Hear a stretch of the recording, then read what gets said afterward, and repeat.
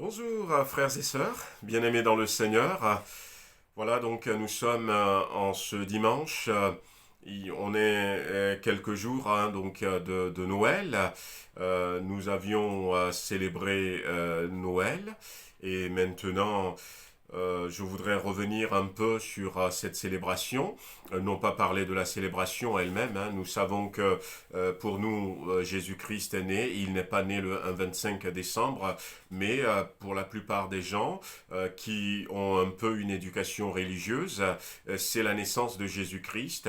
Et je voudrais revenir sur un message que j'avais fait dans l'édito de notre journal en parlant de la naissance de Jésus-Christ, qui est une naissance à vocation particulière. Et surtout, j'avais aussi cité le nom de quelques personnes de la Bible, Noé, Salomon, Josias, Job, pour dire que leur naissance, à l'instar de Jésus-Christ, et même notre naissance à nous aussi, sont des naissances à vocation particulière. Dans ce sens que leur naissance va avoir quelque chose en commun avec la mission de Jésus-Christ. Et de la même manière, dire à cette occasion que nous aussi, notre naissance, notre venue dans ce monde, ce que nous pouvons vivre dans ce monde, a quelque chose à voir avec la mission de Jésus-Christ. Voyez-vous, Jésus dira dans Jean chapitre 18, le verset 37, Pilate pose la question à Jésus en disant « Tu es donc roi ?» Et Jésus va répondre « Tu le dis, je suis roi, je suis né et je suis venu dans le monde pour rendre témoignage à la vérité. Et quiconque appartient à la vérité, écoute ce que je dis. » Donc Jésus affirme clairement que l'objectif pour lequel il est venu au monde, c'est dans ce cadre-là, c'est rendre témoignage à la vérité. Je voudrais d'abord dire dans un premier temps que effectivement Jésus est venu rendre témoignage à la vérité. Et si vous écoutez ce message et que vous cherchez la vérité, tournez-vous vers Jésus-Christ. Il y a beaucoup de mensonges dans le monde où nous sommes aujourd'hui. On nous présente des fois des informations, on a l'impression que c'est blanc, mais en réalité c'est noir. Mais si nous cherchons la vérité, attachons-nous à Jésus-Christ. Il a dit, et il va le redire encore, qu'il est la vérité. Personne d'autre ne pourra dire qu'il est la vérité. Jésus l'a dit, il est la vérité. Et on peut nous présenter Jésus-Christ comme quelqu'un qui est complètement différent de ce qu'il est en réalité. On peut montrer du doigt les évangéliques ou encore les religions ces derniers temps, mais Jésus est né pour rendre témoignage à la vérité. Et la vérité, c'est que tout homme est pécheur, sans Dieu et sans espérance. Et il va en enfer. Et seul Jésus-Christ est capable de nous sauver. Frères, sœurs, amis, quelqu'un qui est à l'écoute, je vous interpelle, ne restez pas sur les mensonges que vous avez pu entendre. Tournez-vous vers Jésus-Christ. C'est ça la vérité. Et c'est à cette vérité que Jésus-Christ est venu rendre témoignage. Et c'est à cette vérité que Jésus-Christ est venu pour nous éclairer, à cette vérité, afin que nous puissions comprendre et sortir des ténèbres et sortir de l'état de pécheur dans lequel nous sommes. Alors si vous n'êtes pas encore tourné vers Jésus-Christ, faites-le avant qu'il ne soit trop tard. Et c'est la mission de Jésus-Christ, mais comme je disais, il y a d'autres personnes qui sont venues dans ce monde, qui vont vivre leur vie, mais qui vont avoir rapport avec la mission de Jésus, et nous-mêmes qui peut-être avons déjà fait ce pas, qui avons déjà accepté Jésus-Christ, notre vie a quelque chose à voir avec la mission de Jésus-Christ, parce que, voyez-vous, la mission de Jésus-Christ ne s'était pas arrêtée à la croix. Jésus va dire à ses disciples, « Voici, je suis avec vous tous les jours, jusqu'à la fin du monde. » Et pourquoi est-ce qu'il est avec eux? Parce que Jésus continue sa mission. Sa mission n'est pas simplement avant la croix, mais sa mission continue plus que jamais. Et peut-être que nous avons entendu sa parole, que nous nous sommes approchés de lui, que nous l'avons accepté, et ce que nous vivons maintenant a aussi un sens par rapport à sa mission. Et c'est aussi pour ça que je partage ce message, parce que c'est bien de dire que Jésus est né avec une vocation particulière, mais c'est bien de comprendre que nous aussi, nous avons une vocation particulière, et nous voulons peut-être dans les quelques temps qui nous restent encore, mettre notre vie, si ce n'est pas encore le cas, à vivre pleinement par rapport à cette vocation particulière.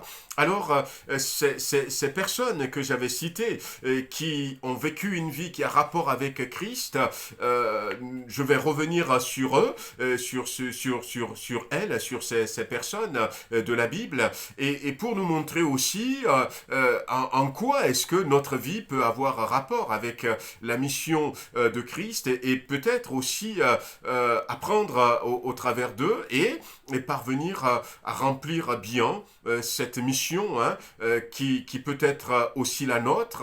La Bible dira que nous avons été sauvés pour accomplir les bonnes œuvres que Dieu a préparées pour nous, et on se rend compte que ces bonnes œuvres sont en lien avec la mission de Jésus-Christ, avec l'œuvre accomplie par Jésus-Christ. Alors, ce matin, la première personne que je vais citer finalement, ça va être Enoch. Et Enoch, le septième avant Jésus-Christ. Le septième après Adam, voilà, après Adam. Nous lisons dans Genèse chapitre 5 et le verset 18, Jéred, âgé de 162 ans, engendra Enoch. Jéred vécut après la naissance d'Enoch 800 ans, et il engendra des fils et des filles. Tous les jours de Jéred furent de 962 ans, puis il mourut. Enoch, âgé de 65 ans, engendra Méthusélah. Enoch, après la naissance de Méthusélah, marcha avec Dieu 300 ans, et il engendra des fils et des filles. Tous les jours d'Enoch furent de 365 ans. Enoch marcha avec Dieu, puis il ne fut plus parce que Dieu le prit. Donc Dieu va enlever Enoch, et il est le premier homme à connaître ce que nous attendons, hein, l'enlèvement de l'Église. Et la deuxième personne à avoir vécu ça, c'est Élie, le prophète. Et c'est d'ailleurs pour ça que moi, personnellement, je suis d'avis que les deux témoins dont il est question qui vont se manifester dans les jours, les semaines, les mois qui sont devant nous, les deux témoins de Dieu dont parle le livre de l'Apocalypse, c'est plutôt Enoch et Élie. Certains pensent que c'est Moïse et Élie, mais moi je pense que ce sont ces deux-là, puisqu'ils n'ont pas encore connu la mort. La Bible nous dira dans Hébreux chapitre 9 verset 27, si je ne me trompe pas, qu'il est réservé aux hommes de mourir une seule fois, puis après vient le jugement. Mais ce n'est pas encore le sujet. Enoch. Enoch, donc, c'est un personnage assez particulier, et sa naissance va annoncer la mission de Jésus-Christ, dans ce sens que c'était un homme dont la durée de vie a été la plus courte. 365 ans. Rien que ça. 365 ans. Bon, pour nous aujourd'hui c'est beaucoup, mais pour l'époque, eh bien, Adam a vécu 950 ans, Méthusélah, son fils, va vivre 969 ans, et puis même son père va vivre assez longtemps. La Bible va parler de 800 ans après sa naissance, et puis tous les jours de Jéred furent de 962 ans. Mais lui, 365 ans. Mais 365, vous aviez remarqué, c'est en quelque part l'espace d'une année. Parce que pour nous aujourd'hui, une année, 365 jours. Donc il a vécu très peu. Et Jésus, on aurait aimé, hein, quand on voit la mission de Jésus-Christ, comment il guérissait les malades, comment il faisait du bien tout autour de lui, on aurait aimé que Jésus vive encore beaucoup plus longtemps pour continuer ses œuvres, mais Jésus a vécu très peu. Il a eu un ministère qui a duré 2 ans et demi, voire 3 ans au maximum. Et puis, il est parti. Donc, ça annonçait déjà un ministère assez court pour Jésus-Christ. Et il faut savoir aussi que le père d'Enoch, Jéred, qui a donné naissance à Enoch, Jéred veut dire descente. Descente. Voilà, donc enfoncer, aller plus bas. Et Jésus va venir à un moment donné où l'humanité était dans une attitude de descente, où l'humanité était dans une attitude basse, voyez-vous, où l'homme était écrasé, où le péché a vaincu complètement l'homme. Il est venu à ce moment-là et le nom d'Enoch lui-même veut dire dédié, initié, consacré. Donc on voit déjà que Enoch est sorti de là, donc ce qui va entraîner la venue de Jésus dans le monde, c'est la descente. On a envie de dire ici la descente aux enfers, mais c'est la descente dans le péché de l'humanité. C'est l'écrasement de l'humanité dans le péché, mais Jésus va venir aussi, il va être, lui, non pas un pécheur, mais quelqu'un de dédié, quelqu'un de consacré à Dieu, quelqu'un de mis à part, quelqu'un qui va aussi apporter l'instruction, parce que une variante de ce nom d'Enoch veut dire instruire, qui va apporter l'instruction, qui va nous ouvrir les yeux, qui va nous dire que sans le salut, nous sommes perdus. Et effectivement, c'est ce qui va passer. Mais la vie d'Enoch aussi, donc, va annoncer l'enlèvement, vous l'aviez vu tout à l'heure, lorsque l'Église va partir pour rejoindre Jésus-Christ dans les airs. C'est un événement que nous attendons. Il va donner naissance à un fils. Donc nous avions dit la dernière fois, j'avais parlé de long en large, donc sur Méthusalem, ou Mathusalem, comme on dit, donc à sa mort, le déluge. C'est ce que veut dire aussi le nom son nom qui annonce le jugement. Son nom qui annonce le jugement. Jésus dira dans Jean chapitre 3, lorsqu'il parlait avec Nicodème, qu'il n'est pas venu pour juger le monde, mais il y a un jugement pour tous ceux qui rejettent Jésus-Christ, et on voit au travers de la vie courte de cet homme Enoch déjà quelques caractéristiques de la vie de Jésus-Christ, mais aussi de ce que Jésus va venir accomplir. J'avais parlé la dernière fois de Noé, et Noé qui veut dire aussi tranquillité, Noé qui est le père de Sem, Cham et Japheth, qui est le constructeur de l'arche, qui va sauver sa famille, pour dire que Jésus-Christ est le constructeur du salut qui va nous sauver. L'arche, c'est la croix. Aujourd'hui, nous avons besoin d'accepter la croix, de rentrer dans l'œuvre de la croix pour être épargné par le déluge.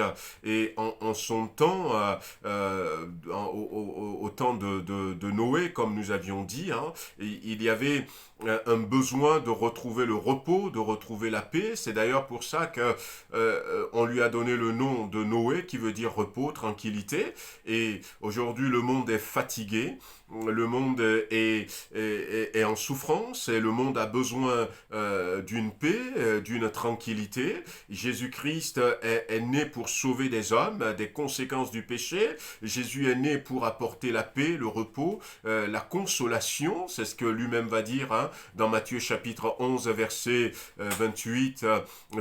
Venez à moi, vous tous qui êtes fatigués et chargés. Et nous voyons au travers de Noé également que sa mission est en rapport avec l'œuvre de Jésus-Christ. J'avais cité entre autres Job, et j'aimerais plutôt venir sur Job pour terminer ce court intervention. Job qui veut dire haï, ennemi. Et Le nom de Job apparaît donc dans la Bible, déjà dans le livre de Genèse. On pense que Job serait un des fils d'Isaacar, quelqu'un qui avait le don de savoir en quel temps nous sommes. Mais Job veut dire aussi persécuté, et ça annonce aussi une autre facette de la mission de Jésus-Christ. La Bible l'a appelé homme de douleur, habitué à la souffrance. Et Jésus a souffert à la croix, il a expié nos péchés, il a été victime expiatoire, victime propitiatoire à notre place, et il a pris notre place. Mais ce qui est important dans Job, pourquoi je termine avec Job, c'est que dans Genèse, lorsque on parle de Job, Genèse chapitre 46, verset 13, c'est le nom du troisième fils donc d'Isaacar, mais on appelle également ce troisième fils, Job, on l'appelle aussi Jacob. Jacob. Et Jacob, c'est comme quelqu'un qui a deux noms, donc on l'appelle tantôt là. Par exemple, le papa de David, on l'appelle Ésaïe, on l'appelle aussi Jessé. Et donc, il s'appelait Job, il s'appelle aussi Jacob. Et Job, si Job veut dire souffrance, persécuté, haï, ennemi, eh bien, Jacob, lui, veut dire il reviendra. Il reviendra. Et on voit finalement que cet homme annonce non seulement la souffrance de Jésus-Christ, mais il annonce aussi le retour de Jésus-Christ. Et en cela, on se rend compte finalement que Jésus va revenir bientôt, et la vie de Job l'annonce. Et ces hommes qui ont été des signes avant-coureurs à la mission de Jésus-Christ ont accompli leur mission au travers de la vie qu'ils ont vécue. Et des fois, ils ont vécu des choses dures, des choses difficiles, et si on cite Job, mais ça nous montre que la mission de Jésus-Christ est compliquée, la mission de Jésus-Christ n'est pas facile, mais depuis que ces hommes sont partis, Jésus est venu, il a accompli sa mission, et la mission n'est pas terminée comme j'ai dit, et c'est à nous maintenant de continuer à vivre une vie qui annonce la mission de Jésus-Christ. Et Jésus, c'est l'époux, et nous sommes maintenant l'épouse. Mais l'épouse dans ce sens que il y a une alliance qui avait été contractée. Jésus a quitté la maison du Père, est venu ici, a payé le prix de sa vie, et l'alliance a été contractée, et nous sommes devenus fiancés, puis épouses de Jésus-Christ. Nous sommes séparés, c'est comme ça que ça se passait à l'époque. Lorsque la coupe de l'alliance contenant le vin est partagée, c'est ce que nous avions retrouvé donc dans les évangiles. J'en ai parlé à plusieurs reprises, je ne reviens pas sur ça, mais à partir de là, la femme est réservée, est mise de côté pour son époux qui viendra la chercher lorsque la maison sera prête, et nous sommes dans cet état, mais pendant tout ce temps, la femme doit vivre en annonçant le retour prochain de son époux. Et notre mission à nous, si Dieu a permis que nous soyons encore sur terre, si Dieu ne nous a pas encore enlevés, c'est parce que Dieu souhaite que nos vies annoncent le retour de Jésus-Christ. Voici une mission importante pour chacun d'entre nous, mais qui rentre dans la mission de Jésus-Christ. Parce que il y a d'autres brebis qui appartiennent au Seigneur, mais qui ne sont pas encore dans la bergerie. Et c'est ce travail que nous devons faire qui va les attirer, et qui va les interpeller, et qui va les influencer, qui va ouvrir leurs yeux, qui va toucher leur conscience, et les amener, frères et sœurs, et les amener, amis qui est à l'écoute, à comprendre que Jésus-Christ va bientôt revenir. Et notre vie doit annoncer aujourd'hui les noces de l'agneau.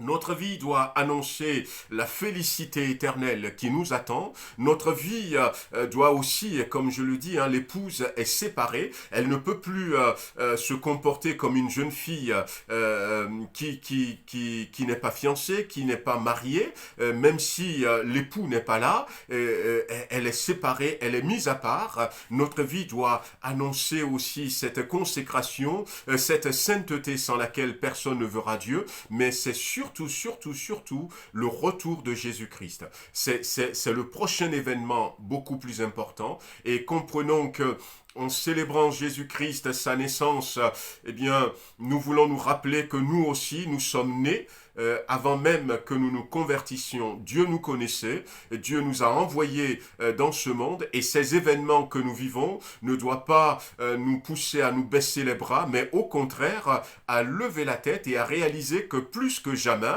ce que notre vie annonce, ce que notre vie doit annoncer est sur le point d'arriver. Et nous devons être plus que jamais des évangélistes. Nous devons être plus que jamais, peut-être c'est un mot qui vous paraît beaucoup trop sophistiqué, mais nous devons être plus que jamais des témoins. Des témoins. Nous devons être plus que jamais des gens qui vont influencer les autres et qui vont leur dire, mais regardez, regardez. Tout comme la Bible nous dit, Jésus lui-même va dire, quand vous voyez ces choses, levez la tête. Nous devons être des gens qui devons pousser les autres à lever la tête, et c'est ça notre mission. Voilà, que le Seigneur nous bénisse, qu'il pose sa main sur chacun d'entre nous.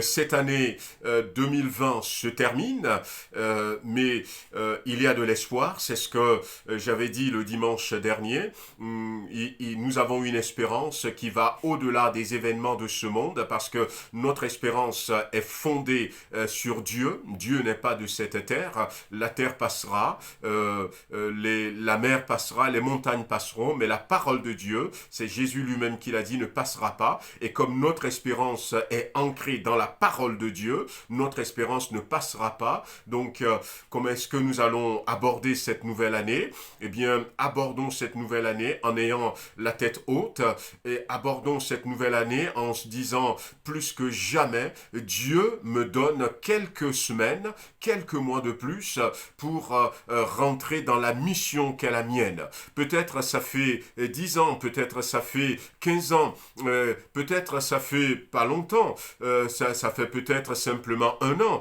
peut-être ça fait beaucoup plus que ma vie n'a pas attiré une seule personne à Dieu. Mais si je me consacre et si je prends la décision, en une journée, c'est Dieu qui fait le miracle. Ma vie peut impacter beaucoup. Et c'est ce que je souhaite à tout un chacun d'entre nous. Que le Seigneur nous bénisse. On va prier un peu, on n'a pas prié au début, mais on va prier un peu, et puis même à la fin de ce message, prenez encore un peu de temps et priez que ce qui va définir ma vie en 2021 ne soit pas simplement ce qui se passe tout autour de moi, et je ne voudrais surtout même pas que ça soit comme ça pour moi, que ce soit les communiqués à la télé, à la radio, tout ça qui définissent ma vie en 2021, mais que ce soit ce pourquoi Dieu m'a envoyé dans ce monde, et ce pourquoi Dieu ne m'a pas encore enlevé de ce monde, que ce soit ça qui va motiver ma vie en 2021. Et comme je sais que c'est Dieu qui tient ma vie entre mes mains, je ne désespère pas. Amen. Voilà, prions quelques instants. Seigneur notre Dieu, je veux remettre encore mes bien-aimés entre tes mains, moi-même aussi entre tes mains. Je te prie de poser ta main sur nous, de nous accompagner, de nous garder, Seigneur, et de nous donner de réaliser que nous avons une vocation spéciale, et surtout une vocation en ces temps de la fin. Et donne-nous, Seigneur, de rentrer, pour ceux qui n'ont pas encore fait, pleinement dans cette vocation, dans le puissant nom de Jésus-Christ. Amen. Voilà donc, malgré les circonstances, je vous souhaite encore une bonne fête de fin d'année, et que le Seigneur vous bénisse et nous accorde une année 2021 bénie, non pas selon les hommes, non pas selon les événements, mais bénie selon lui. Amen.